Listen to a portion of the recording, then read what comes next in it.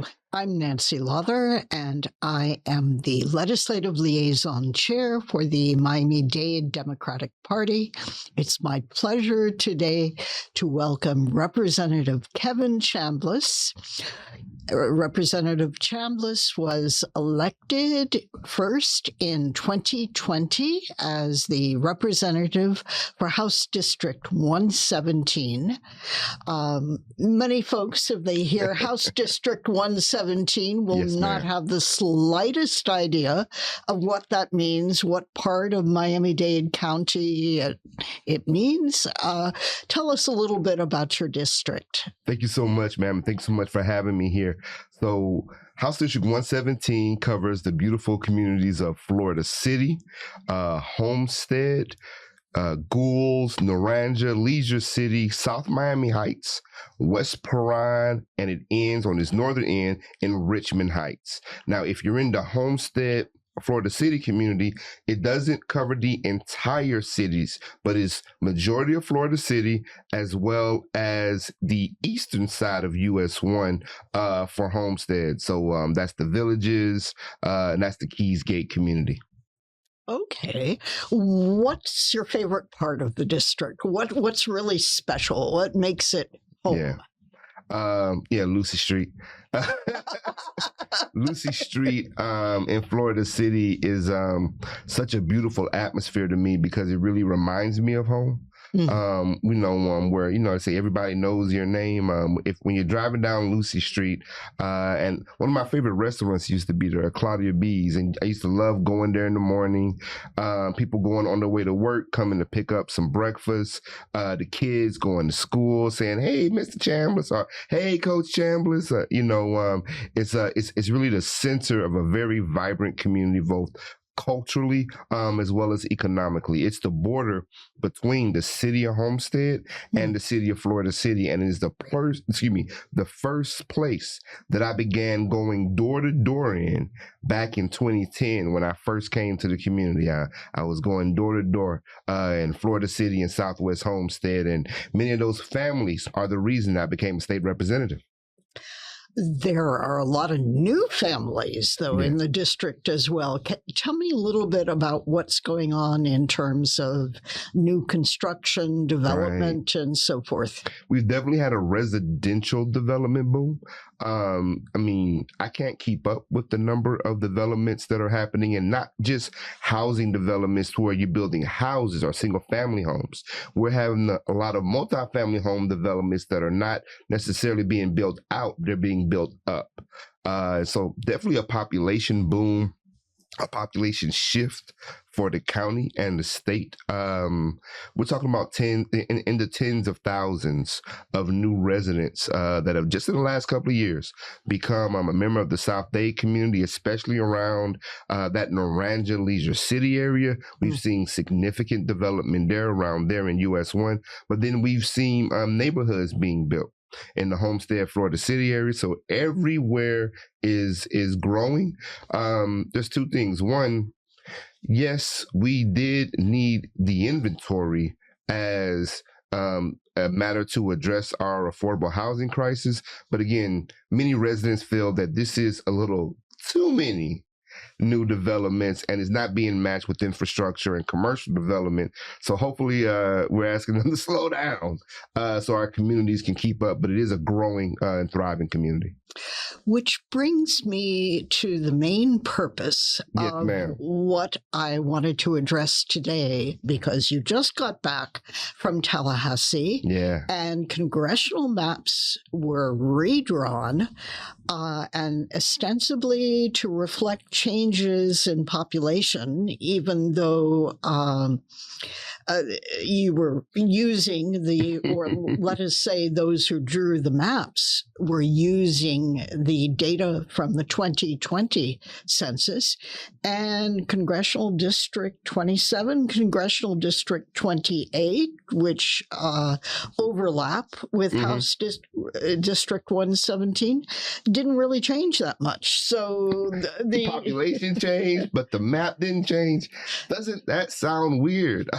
There's a lot of weird stuff going on. Thanks for the intro to that. Because as I mentioned, it was a map that we did not see population shift being accounted for. Saw a lot of things being accounted for. And when we talk about drawing the map, we're talking about one person. Not a team, not a committee, one person drawing a map that they said was race neutral. They kept saying that, and they kept wanting us to talk about race, and we know that obviously this does disenfranchise Black and brown communities. We already knew that. We knew that was the intent a long time ago, back when they began to attack the Voting Rights Act, was back in 2012, from the 2013 year. That's when we begin to see attacks on the Voting Rights Act that happened.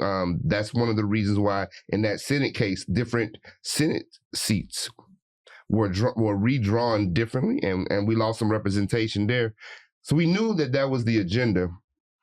Here's the interesting thing that we learned. It wasn't the only agenda. The map drawer directly admitted to using partisan data when drawing a map. Again, wasn't using race data, but was choosing to use partisan data. So yeah, we think this map is unconstitutional. So you were on the Special Committee on Redistricting in 2022, yes, ma'am. Which is the normal time for redrawing districts and rebalancing them. And you were on the committee again this year in 2026. Run through the differences in terms of what your procedure was in 2022 versus what happened this year. Well, thank you for that. There's a lot of differences. The first difference was public input. Literally, we had on our website an app to where the regular citizen or the regular organization from the community could get on that app and draw their own map.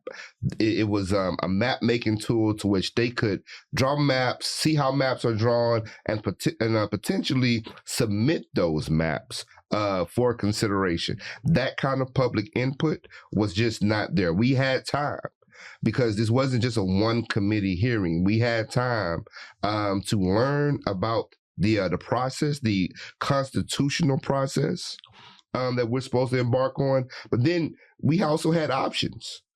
The map makers, one of which was the one person who drew the map this time, he was with a team of people.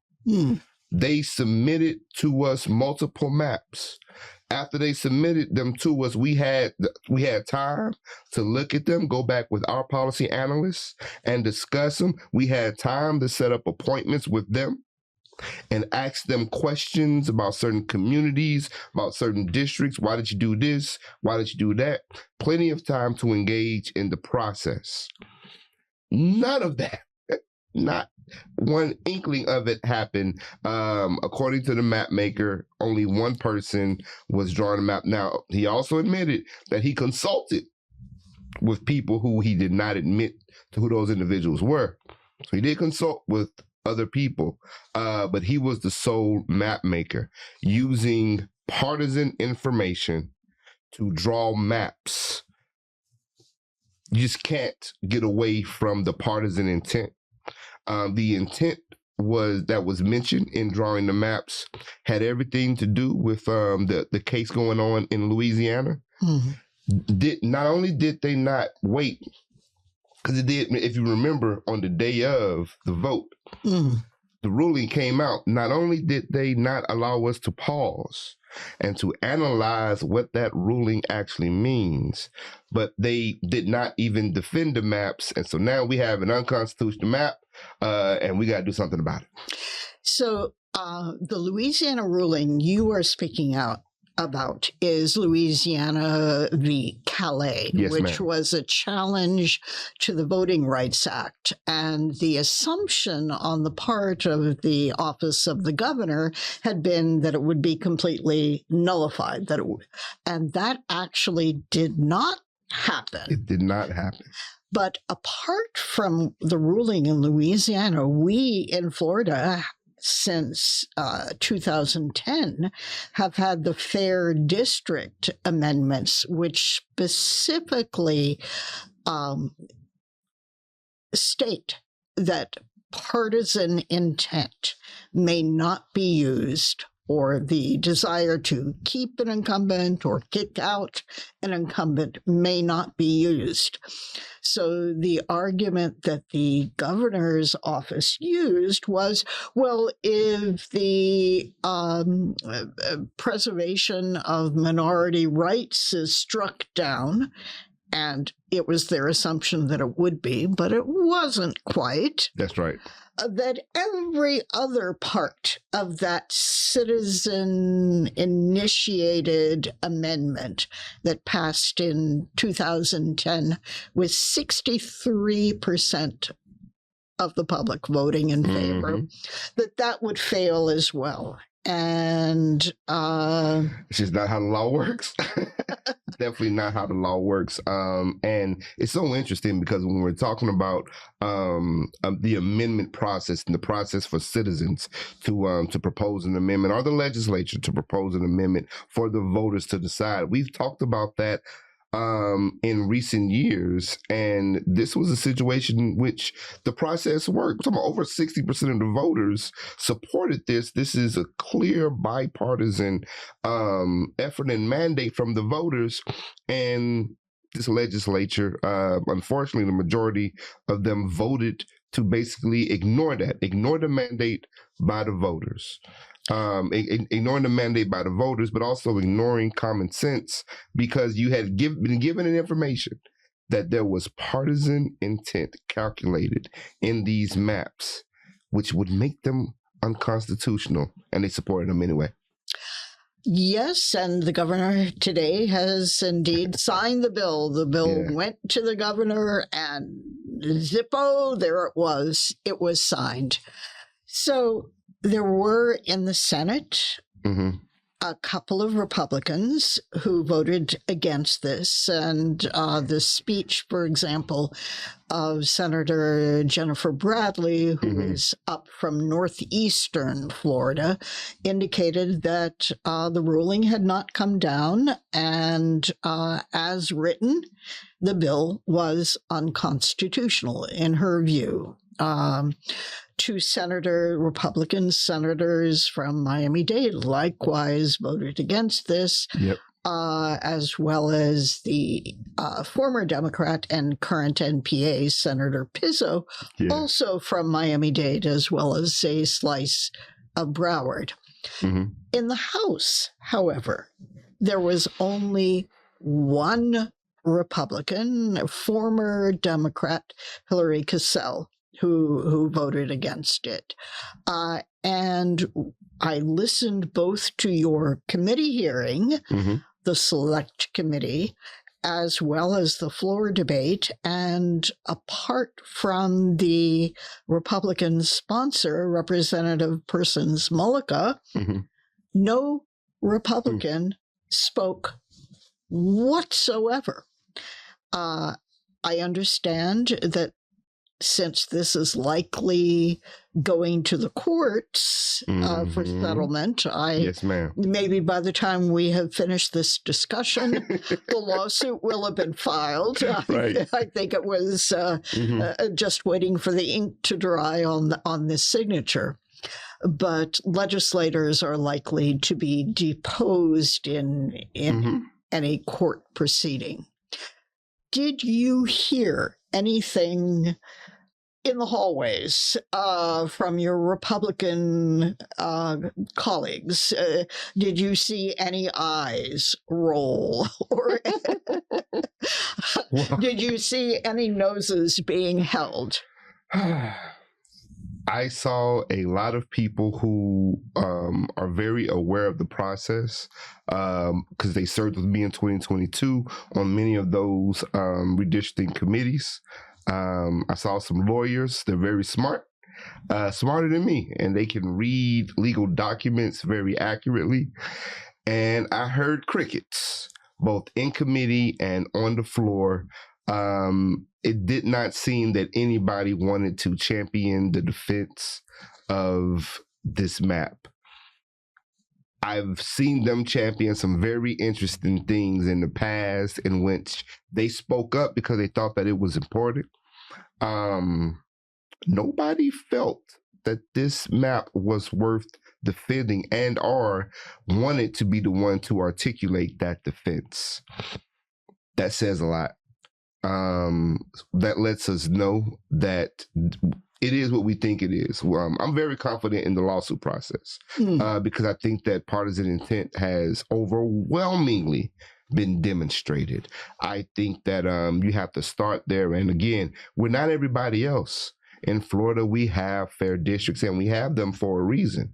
The fact that we would even propose this type of solution, knowing that we don't have accurate population data, doesn't make sense in the first place. We are stuck with 28 congressional districts. So to redraw congressional districts would not be able to account for any kind of undercount that you thought may have happened. We're not looking at population shift from one geographical area to another, but we're looking at partisan data when we're drawing the maps. What is it, around 40% of Republicans in the state of Florida? Double that is the representation on this map. Over 80% of this map are Republican congressional districts. I'm sorry, 2 + 2 still equals 4. You can try to convince people that 2 + 1 = 4, but it's going to be really, really hard to do. Unfortunately, it seemed like somebody convinced them of that because they supported this map. But it's very, very obvious that this is an inaccurate, partisanly written or drawn map as per the map maker, and therefore I think it should be struck down as unconstitutional. Yes, it's very ironic indeed. Florida is recognized as having had an undercount of the 2020 census.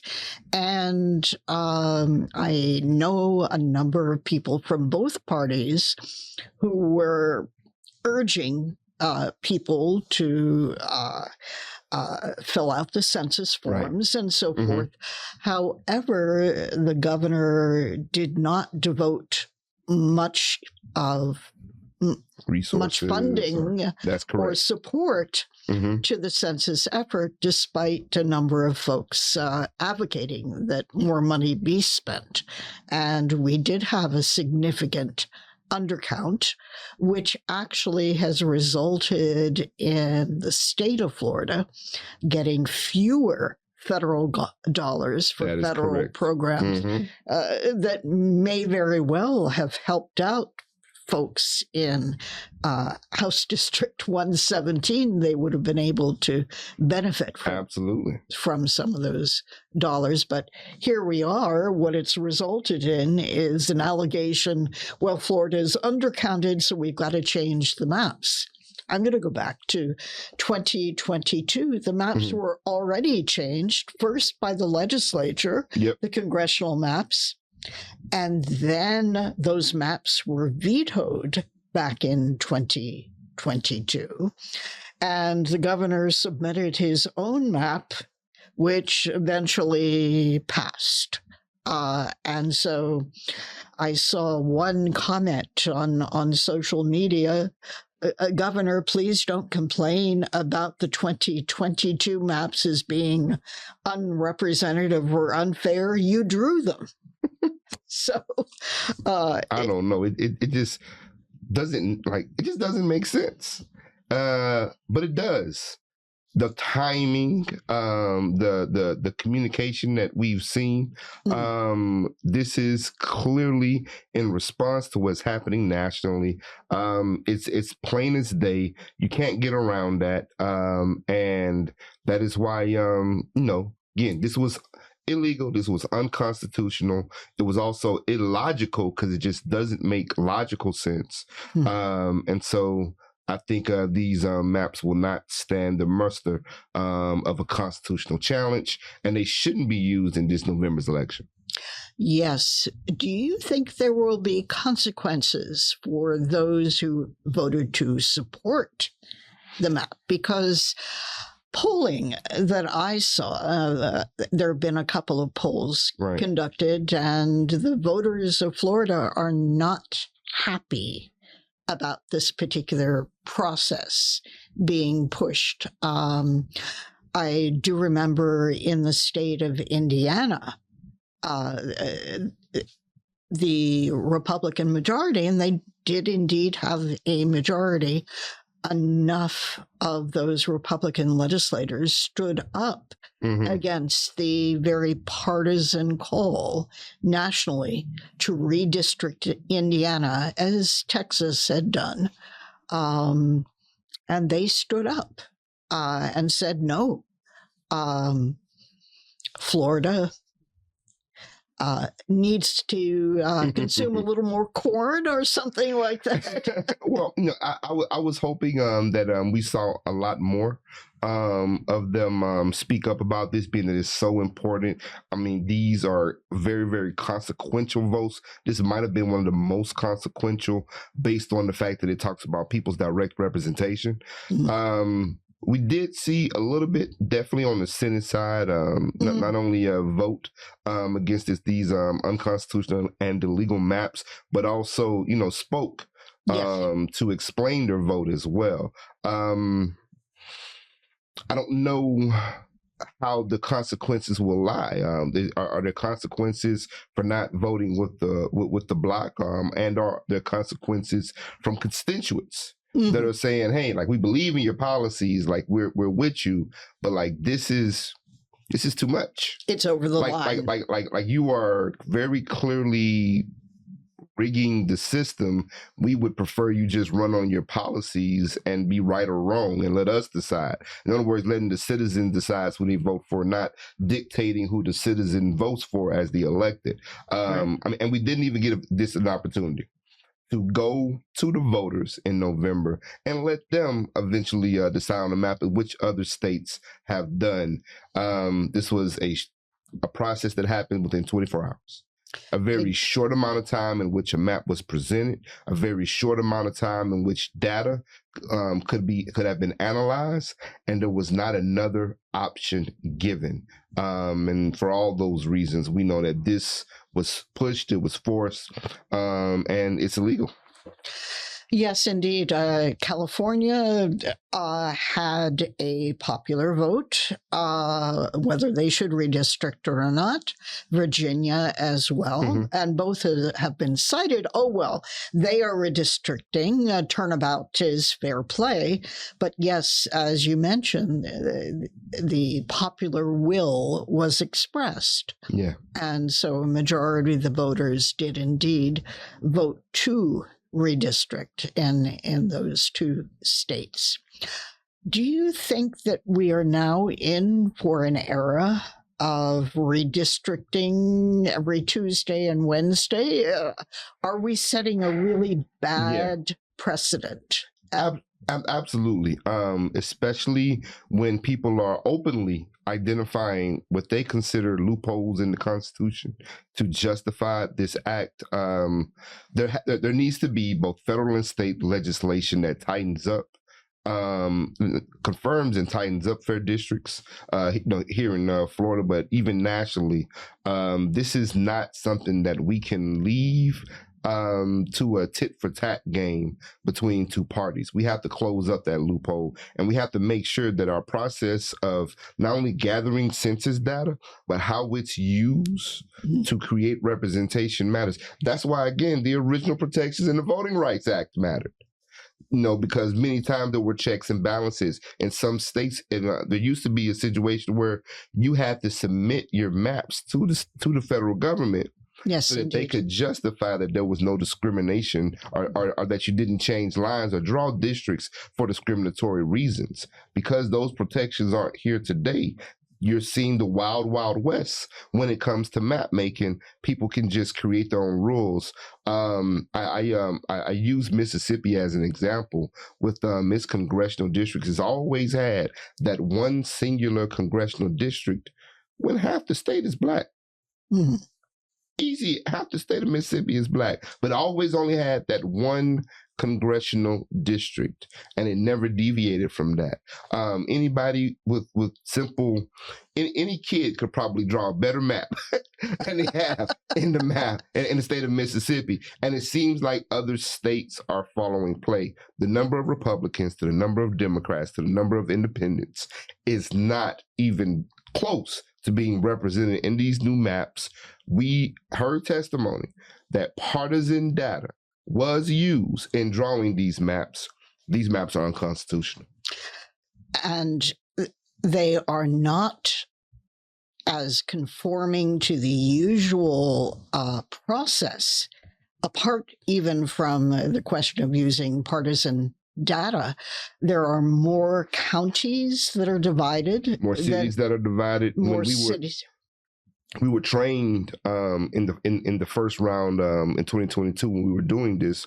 They told us that there needed to be boundaries that abided by municipality as much as possible, keeping cities as whole as much as possible, as well as using natural boundaries like lakes, highways, streets. Those could be used, but the goal was that cities and counties would be voting for the same person as much as could be allowed. This deviates from that. So this is a worse map than we had, with only partisan data used in making it, not accurate population data, not accurate population mobility data.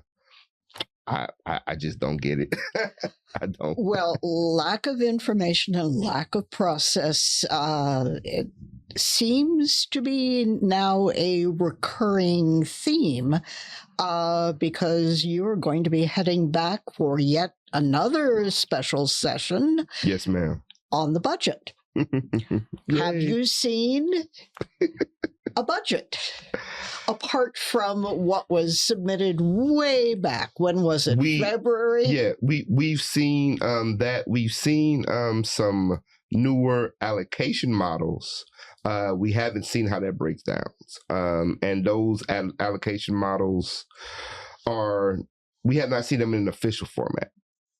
As kind of released to the media, if you will. So we know that there's a lot of stuff that we already had questions about in the budget. So we're hoping that we can, dive deep into it. It's an important part. This is what we're constitutionally mandated to do. So I look forward to doing that and making sure that Deep South Dade gets its fair share, that Miami-Dade County gets its fair share. We're gonna fight to make sure that public schools get their fair share, because we know that many times they don't. Along with other issues that we've consistently been advocating for in the budget. We will see if this is a more favorable product than we had before we died. Yes, there were things in the Senate budget that perhaps the House could yield on. I've always found those budget hearings a little frustrating for the public, because the public finds out afterwards. After the conversation. But yeah, I'm on the full budget committee, which means I'm an at-large conferencee across the committees. And so I will be watching and I'll be paying a lot of attention to what's going on. I can't wait to get back and actually do our job compared to this other stuff they be having us doing sometimes. Yes, this as well. And then there may be yet another special session on property tax. I think that, which is, you just love Tallahassee, I'm sure. Yeah. Kayla and KJ and me and Montreal, the kids, they love me home. So let's have more conversation about getting the job done when we can, instead of always having a special session. But it's what we signed up for. My family's very supportive. So we'll go get the job done. Absolutely. Well, it's been a pleasure having you. And I'm going to wish you good luck with your budget endeavors, and look forward to speaking with you after the final session, whenever that happens. Yes, ma'am. Thank you for being here. Thank you so much, ma'am. Take care.